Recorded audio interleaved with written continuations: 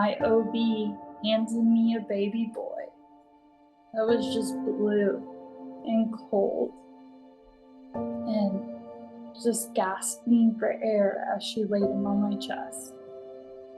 It is just the most heart-wrenching thing that those images never leave.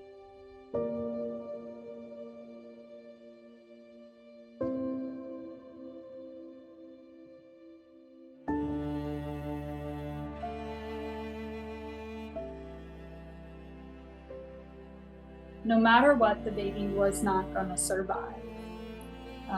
He either would have been stillborn or he'd only live for a few minutes, whether I got preterm induced or went to full term. The baby had no kidneys, the lungs would be underdeveloped, and then I had no amniotic fluid. That risk factors, not one doctor, but two doctors, my OB and MFN, said the same thing. Let's induce her. There's just too many added risk factors that it could have cost my life.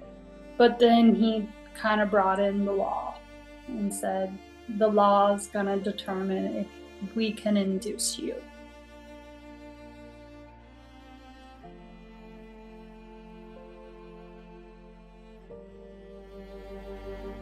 My OB briefly mentioned to us about traveling out of state to get the care I need, but she said it would be very costly, and she didn't know if insurance would cover it. She did not know if there would be any legal repercussions. Until my life was on the line, they couldn't do anything.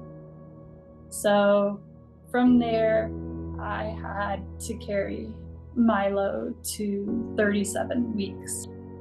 And I struggled being a mom. I still had a 4-year-old son here that was going to school, that it was a struggle to get him to school.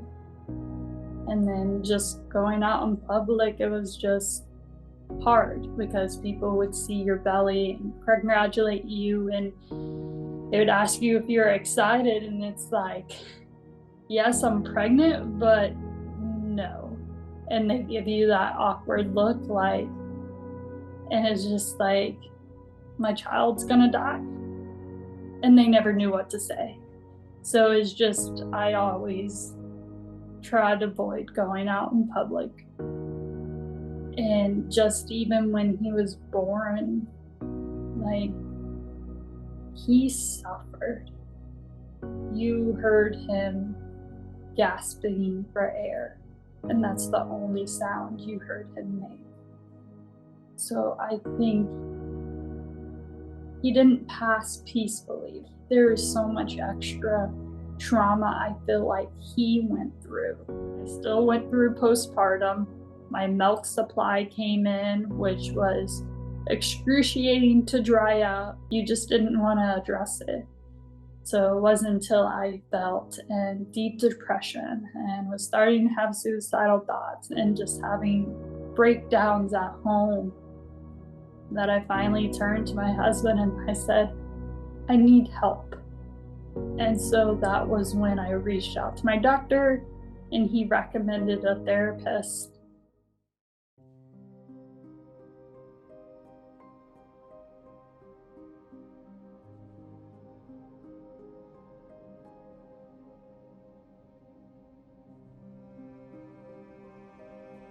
We just recently had to get a second job to help cover the bills.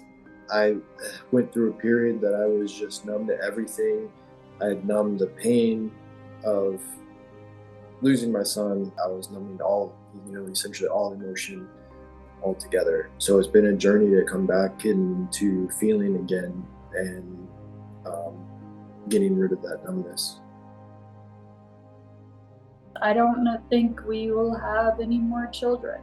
Just with all the trauma I've gone through, and with the current laws how they are, I would be too afraid to get pregnant again and go through something like I just went through. because I know I wouldn't be able to survive another tragic thing what I went through.